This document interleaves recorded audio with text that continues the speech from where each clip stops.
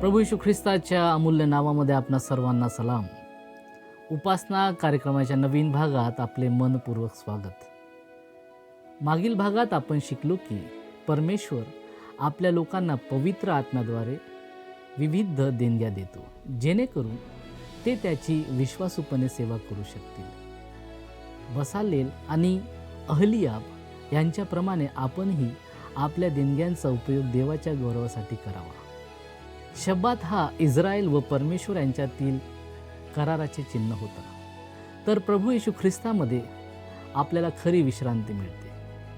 सोन्याच्या वासराची घटना, अधीरपणा, तडजोड आणि विग्रह उपासना धोक्याविषयी इशारा देते. आजच्या भागात आपण इस्रायलच्या धर्मत्यागावर देवाचा न्याय, मोशेची मध्यस्थी आणि त्यामधून प्रगट होणाऱ्या प्रभू येशू ख्रिस्ताच्या परिपूर्ण मध्यस्थीचा अभ्यास करू. चला तर मग देवाच्या वचनाचा अभ्यासाला सुरुवात करूया.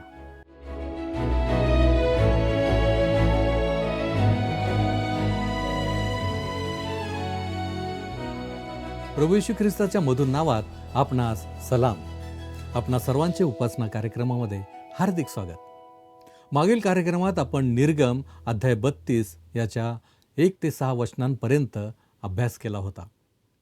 आज आपण पुढे जात असताना निर्गम याच्या 32व्या अध्यायाच्या 7 ते 35 या वचनांचा अभ्यास करणार आहोत. या शास्त्र भागात आपण जे विषय हाताळणार आहोत ते येणेप्रमाणे आहेत. पहिला विषय, इस्रायल लोक विश्वासापासून भ्रष्ट झाल्याबद्दल त्यांचा निषेध. दुसरा विषय, इस्रायल लोकांवर आलेला न्याय. आणि तिसरा आणि शेवटचा विषय, मोशेने केलेली मध्यस्थी.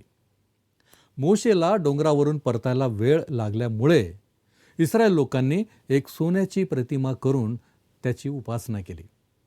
मोशे परतला तेव्हा त्याने हे पाहून त्यांचा निषेध केला. याविषयी आपण थोडक्यात अभ्यास करूया.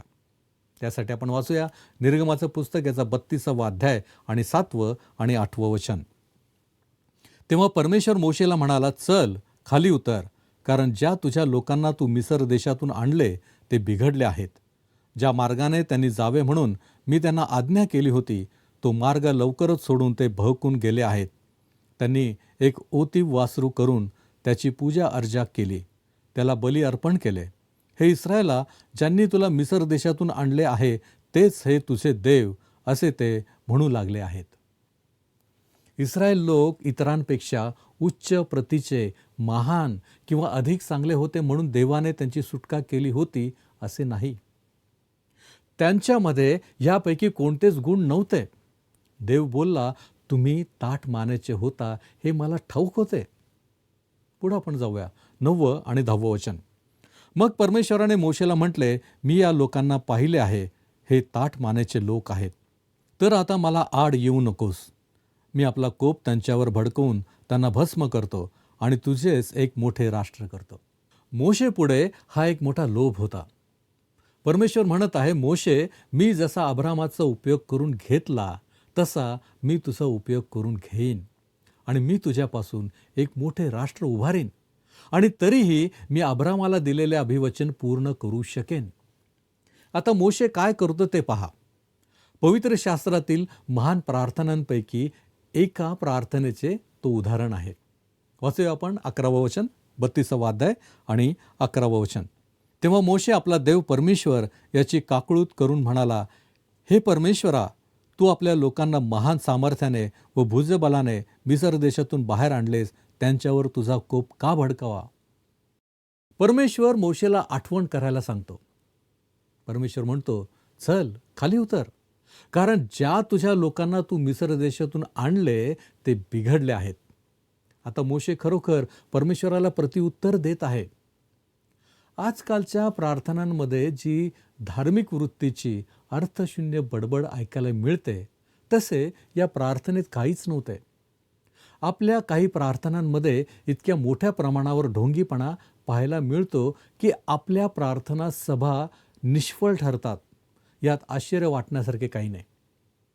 आपण जर प्रामाणिकपणे आणि मोकळेपणाने देवाशी बोललो तर मंदिरातील प्रार्थना सभा खरोखरच खळबळ माजवून टाकतील. मोशे काय म्हणतो ते ऐका. परमेश्वरा, मला वाटते की तुझी चूक झाली. मी कोणत्या लोकांना मिस्र देशातून बाहेर आणल्याचे मला आठवत नाही. आणि ते माझे लोक नाहीत, ते तुझे लोक आहेत. तू त्यांना मिस्र देशातून बाहेर आणले आहेस आणि ते तू आपल्या सामर्थ्यशाली बाहुने केले आहेस. मी त्यांची मिस्र देशातून सुटका करू शकलो नाही. तुझी चूक झाली आहे परमेश्वरा. तुम्ही देवाशी असे बोलू शकाल असे तुम्हाला वाटते का? पण मोशे बोलला. वाचूया आपण 12वा वचन. त्यांना डोंगरामध्ये मारून टाकावे आणि पृथ्वीवरून त्यांचा नाश करावा म्हणून त्यांना मिस्र देशातून त्याने दुष्ट हेतूने बाहेर आणले असे मिस्री लोकांनी का बोलावे? आपल्या तीव्र कोपापासून फिर आणि आपल्या लोकांवर आपत्ती आणण्याच्या हेतूपासून परावृत्त हो.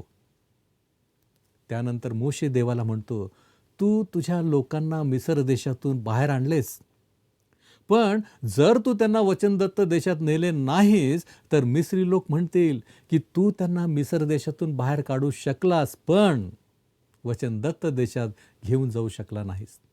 परमेश्वरा, ते तुझे लोक आहेत. तू त्यांना वचनदत्त देशात नेण्याचे अभिवचन दिले आहेस. त्यानंतर इस्रायल लोकांवर भडकलेल्या आपल्या कोपापासून परावृत्त होण्याचे तिसरे कारण मोशे परमेश्वराला देतो. वाचूया आपण 13वा वचन. तुझे दास अब्राहम, इसाहक व इस्रायल यांची आठवण कर. तू त्यांना स्वतःची शपथ वाहून सांगितले होते की मी तुमची संतती आकाशातील ताऱ्यांसारखी बहुगुणित करेन आणि ज्या देशाविषयी मी तुम्हाला सांगितले तो सगळा तुमच्या संततीला देईन आणि ती त्यांची निरंतरची वतनदार होईल. मोशे पुढे म्हणतो, परमेश्वरा, अब्राहम, इसाक व इस्रायल यांची आठवण कर. तू त्यांना अभिवचन दिले आहेस. त्यांची संतती बहुगुणित करशील आणि त्यांना वचनदत्त देशात नेशील असे अभिवचन तू त्यांना दिले आहेस. पुढे आपण जाऊया 14वा वचन. तेव्हा आपल्या लोकांवर आपत्ती आणण्याचा जो परमेश्वराचा हेतू होता त्यापासून तो परावृत्त झाला. मोशेने जेव्हा अशी प्रार्थना केली तेव्हा परमेश्वराने त्याचे ऐकले. आपण देखील जर अधिक प्रामाणिकपणे प्रार्थना केल्या असत्या तर आपल्याही पुष्कळ प्रार्थनांची उत्तरे मिळाली असती. म्हणजे आपण प्रार्थनेत मागितलेल्या पुष्कळ गोष्टी प्रत्यक्षात घडताना आपल्याला दिसल्या असत्या. आपल्याला नेहमीच प्रार्थनेचे उत्तर मिळते, पण आपण प्रामाणिकपणे त्याची प्रार्थना न केल्यामुळे बहुतेक वेळा त्याचे उत्तर नाही असे असते. तव सहवास घडावा प्रभु रे, क्षणभर विरह नसावा. तव सहवास घडावा प्रभु रे, क्षणभर विरह नसावा. तव सहवास घडावा.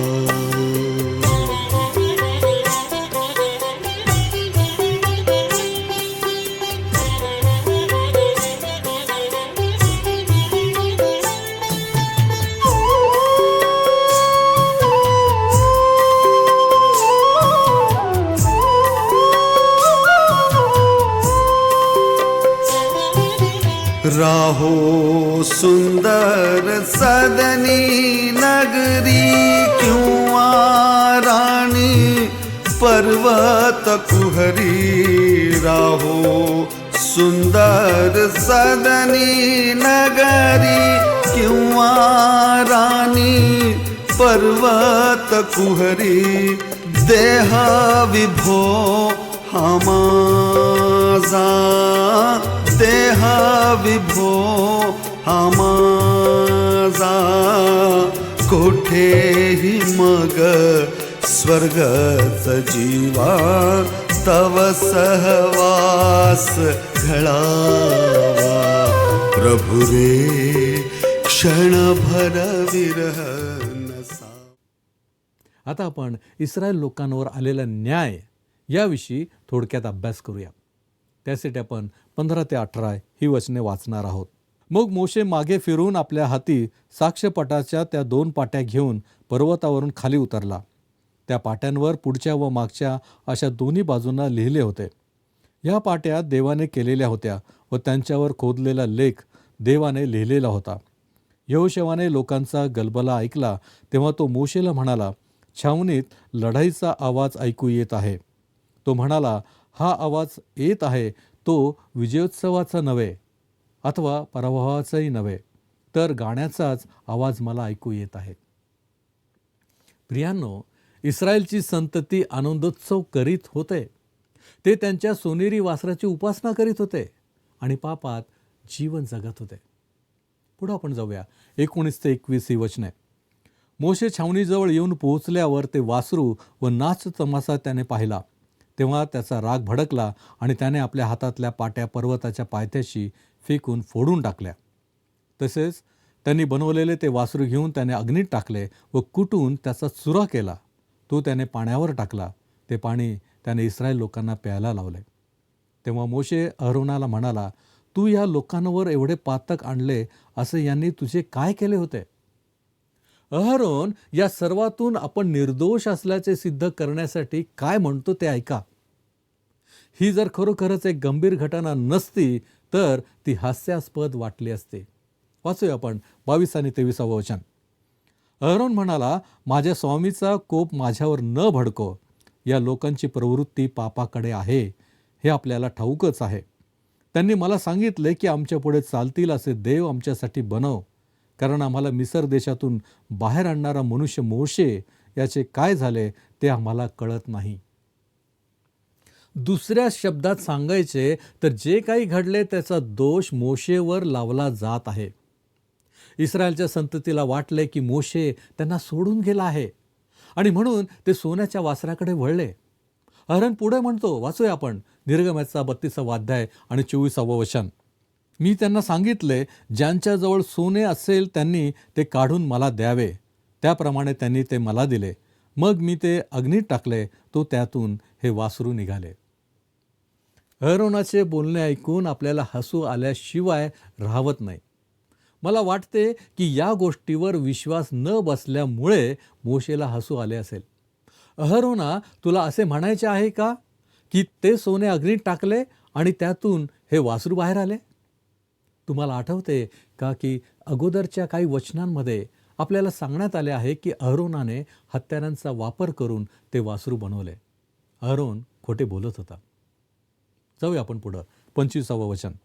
मोशेने पाहिले की हे लोक मोकाट सुटले आहेत, कारण अहरोनाने त्यांना मोकाट सोडले म्हणून ते शत्रूंच्या उपहासाला पात्र झाले. नग्नता, लैंगिकता आणि अंमली पदार्थ या गोष्टी काही नवीन नाहीत. या संदर्भात तुम्ही इस्रायल लोकांकडे पाहिल्यास तुम्हाला हे सर्व चित्र स्पष्टपणे दिसून येईल. मोशे या परिस्थितीला निश्चितच हाताळणार आहे. तो खरोखरच अत्यंत संतापलेला आहे.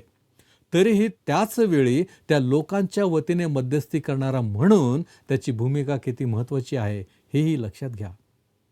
तो देवाच्या अंतःकरणाला स्पर्श करतो आणि देवाला आपल्या सार्वभौम इच्छेनुसार कार्य करण्यास प्रवृत्त करतो. आता मोशेने कठोर शस्त्रक्रिया करण्याची वेळ आली होती. पहा प्रियांनो, एखाद्याला कर्करोग झाला तर तो काहीही करून त्यापासून मुक्त होण्याची इच्छा करतो. त्यासाठी शरीराचा अर्धा भाग कापून काढावा लागला तरी तो ते देखील करायला तयार असतो. पाप हा त्याहूनही भयंकर कर्करोग आहे. म्हणून या प्रसंगी ज्यांनी अपराध केला होता त्यांचा संहार करून देवाने कठोर शस्त्रक्रियेप्रमाणे उपाय केला. वाचूया आपण 26 आणि 27 वचन. तेव्हा मोशे छावणीच्या प्रवेशद्वारात उभा राहून म्हणाला, परमेश्वराच्या पक्षाचा जो कोणी असेल त्याने माझ्याकडे यावे. तेव्हा लेवी वंशातले सर्व लोक त्याच्याजवळ जमा झाले. तो त्यांना म्हणाला, इस्रायलाचा देव परमेश्वर म्हणतो की तुम्ही प्रत्येकाने आपल्या कमरेस तलवार लटकवावी आणि छावणीच्या ह्या प्रवेशद्वारापासून त्या प्रवेशद्वारापर्यंत चहूकडे फिरून आपले बंधू, सोबती व शेजारी यांचा वध करावा. हा न्याय गंभीर आणि अत्यंत कठोर होता. तो तसाच असणे आवश्यक होते, कारण पापही अत्यंत भयंकर होते. उदारमतवादी ईश्वर विज्ञानशास्त्र आपल्या मंडळांमध्ये शिरले आहे आणि आपण त्याला कोणताही प्रतिकार न करता ते तसेच राहू दिले आहे. सेवा कार्यासाठी उमेदवारांची परीक्षा घेतली जात असताना काही जणांकडे पवित्र शास्त्र विषयक सत्यांचे पुरेसे ज्ञान नसते, तर काहींना शुभवर्तमानाच्या मूलभूत सिद्धांतावर दृढ विश्वासही नसतो. अशा व्यक्तींना ख्रिस्ती विश्वासाच्या प्रमुख शिकवणी स्पष्टपणे मांडताही येत नाहीत. तरीसुद्धा त्यांच्या पार्श्वभूमीचा किंवा भविष्यात ते सुधारतील या अपेक्षेचा विचार करून कधीकधी त्यांना सेवा कार्यासाठी मान्यता दिली जाते. परंतु अशा प्रकारची तडजोड मंडळीसाठी अत्यंत धोकादायक ठरते.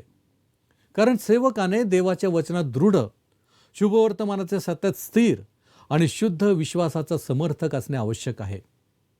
वरील उदाहरणात ही परिस्थिती ज्या प्रकारे हाताळली गेली त्या प्रकारे मोशेने ती कधीच हाताळली नसती. त्याने तलवार उपसून त्या तरुणाचा वध केला नसता, परंतु त्याला सुवार्तिक म्हणूनही स्वीकारले नसते. त्याऐवजी त्याने त्याच्या हातात पवित्र शास्त्र दिले असते, त्याला पवित्र शास्त्राचे शिक्षण घ्यायला सांगितले असते. देवाच्या वचनाचे ज्ञान प्राप्त करून पुन्हा यावे आणि मग सेवा कार्यासाठी तो योग्य आहे की नाही याची पुन्हा परीक्षा घेतली जावी असे सांगितले असते. अशाच प्रकारच्या निर्णयांमुळे ईश्वर विज्ञान शास्त्रीय उदारमतवाद संघटित मंडळीत शिरला आणि हळूहळू त्याने तिच्यावर वर्चस्व मिळवले. पापाशी तडजोड करता येत नाही. कोणीतरी म्हटले आहे की तडजोड ही अनैतिक असते आणि मंडळीच्या बाबतीत तर ती अधिकच अनैतिक आहे. मोशेने तडजोड करण्याचा मार्ग स्वीकारला नाही. त्याने कठोर शस्त्रक्रियेसारखी कारवाई केली. वाचूया आपण पुढचं वचन 28. मोशेच्या सांगण्याप्रमाणे लेवी वंशाच्या लोकांनी केले आणि त्या दिवशी सुमारे 3,000 लोक पडले. जे दोषी होते त्यांचा वध करण्यात आला आणि त्यामुळे छावणीतील दुष्टता मोठ्या प्रमाणात नाहीशी झाली. अनेकांना ही कारवाई क्रूर वाटू शकते, परंतु असा विचार करा, कर्करोग त्वरित काढून टाकून संपूर्ण राष्ट्राचे रक्षण करणे अधिक योग्य होते की त्याला वाढू देऊन अखेर संपूर्ण राष्ट्राचा नाश होऊ देणे? छावणीत असलेल्या त्या निरपराध पुरुषांचा, स्त्रियांचा आणि मुलांचा विचार करा. ज्यांनी इस्रायलला विग्रह उपासनेकडे नेले होते त्यांना जिवंत ठेवले असते तर ते राष्ट्र कधीही वचनदत्त देशात प्रवेश करू शकले नसते. आज अनेक ठिकाणी मंडळांमध्ये देखील असेच घडताना दिसते. ईश्वर विज्ञान शास्त्रीय उदारमतवादाला शिरकाव करू दिल्यामुळे अनेक मंडळांनी आपले महत्त्व, प्रभाव आणि आध्यात्मिक सामर्थ्य गमावले आहे. वाईट गोष्टी किंवा दुष्ट प्रवृत्ती हाताळताना आपण अनेकदा मवाळ भूमिका घेतो आणि भावनेच्या आहारी जाऊन मूर्खपणाने वागतो. आता आपण मोशेने लोकांसाठी मध्यस्थी कशी केली हा विषय थोडक्यात अभ्यासूया. त्यासाठी आपण वाचणार आहोत 30 वचन. दुसऱ्या दिवशी मोशे लोकांना म्हणाला, तुम्ही हे घोर पातक केले आहे, तरी मी आता परमेश्वराकडे वर चढून जातो. कदाचित तुमच्या पापाचे प्रायश्चित्त मला करता येईल. प्रायश्चित्तामुळे पापावर पांघरून घातले जात असे. येशू ख्रिस्त पृथ्वीवर येऊन वधस्तंभावर मरण पावण्यापूर्वी पापाचे क्षालन अशाच प्रकारे केले जात होते, परंतु वधस्तंभानंतर पाप दूर केले जाते. आता इस्रायल लोकांना वचनदत्त देशात नेण्यासाठी मोशे चौथे कारण प्रस्तुत करतो. वाचूया आपण निर्गमाचा 32 अध्याय आणि 31 वचन. मोशे परमेश्वराकडे परत जाऊन म्हणाला, हाय हाय, या लोकांनी घोर पातक केले आहे. यांनी आपल्यासाठी सोन्याचे देव बनवले. हे काय आहे? ही पापाची कबुली आहे. तुम्हाला जर देवाबरोबर योग्य संबंध ठेवायचा असेल तर पापाविषयी तुम्ही देवाशी सहमत झाले पाहिजे. पाप म्हणजे पापच आहे आणि त्याची कबुली दिलीच पाहिजे. तुम्ही कोण आहात याने काही फरक पडत नाही. इस्रायल लोक हे देवाचे निवडलेले लोक होते, तरीही मोशे म्हणतो, आम्ही पाप केले आहे. इस्रायलाने मोठे पाप केले होते आणि सोन्याच्या देवता बनवल्या होत्या. मोशेने देवासमोर त्या पापाचे स्पष्टपणे नाव घेतले. प्रियांनो, आपणही देवाजवळ आपल्या पापांची कबुली देताना आपली चूक स्पष्टपणे मान्य केली पाहिजे.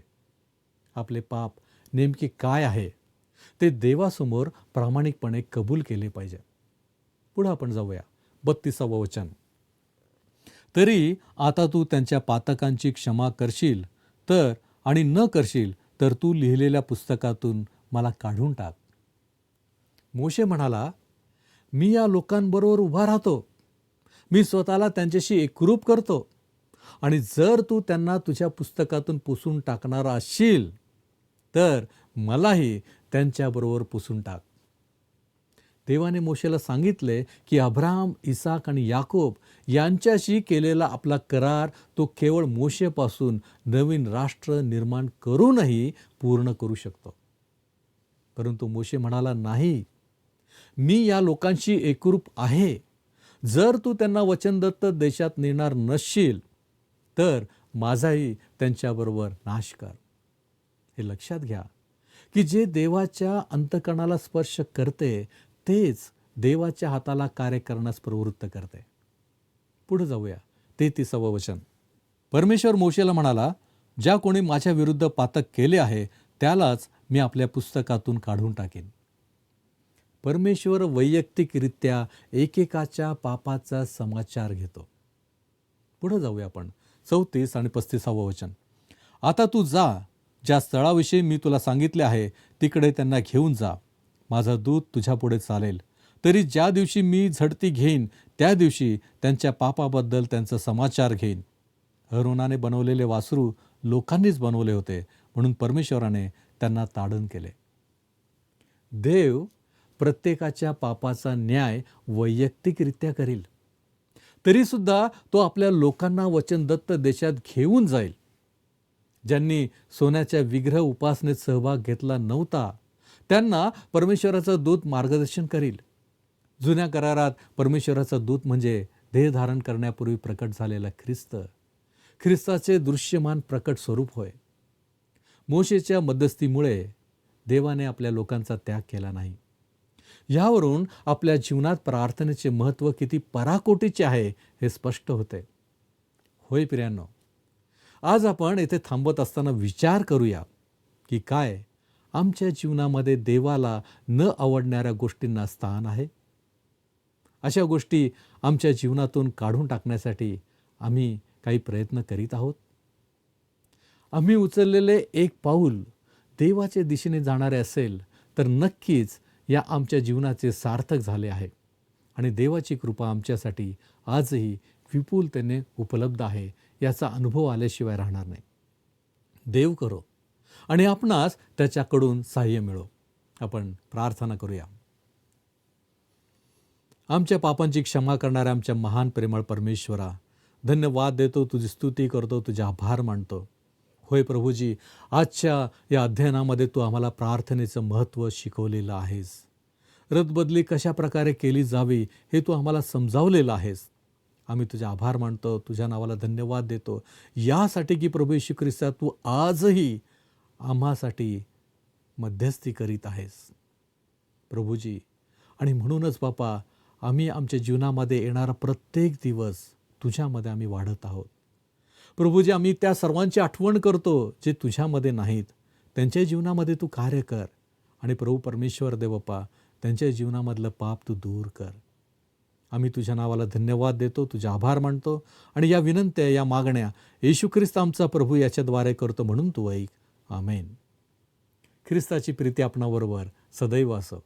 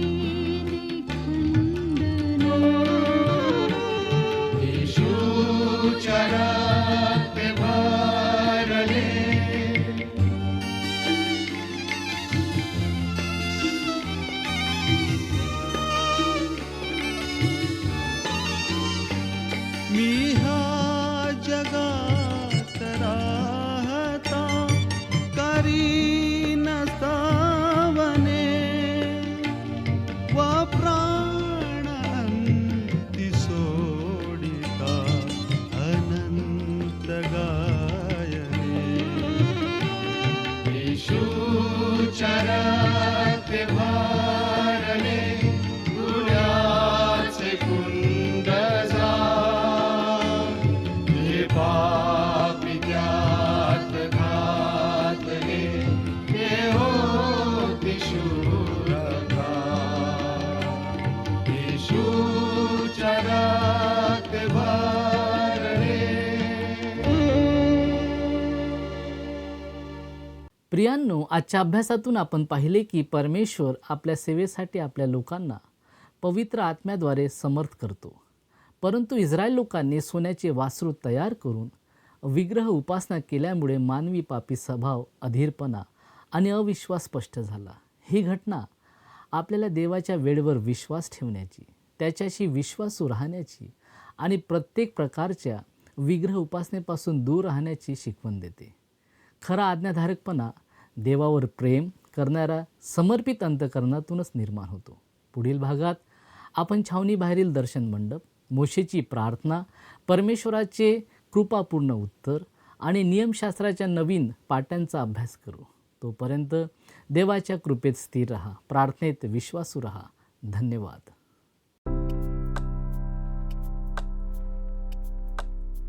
मागील कार्यक्रमातील प्रश्नाचे उत्तर आहे पर्याय ए. शब्बात विशेषतः इस्रायलला देण्यात आला होता.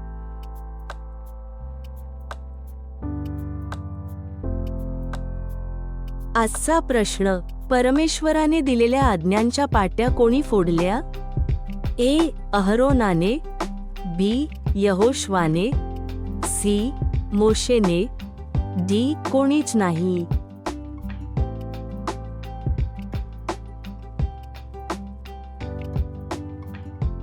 प्रियांनो, या प्रश्नाचे उत्तर उद्या सकाळी 6 वाजण्याच्या आधी पर्याय ए, बी, सी किंवा डी लिहून आपले नाव, पत्ता आणि ठिकाण यासोबत मोबाईल नंबर 7021474742 वर SMS किंवा व्हॉट्सॲप करा.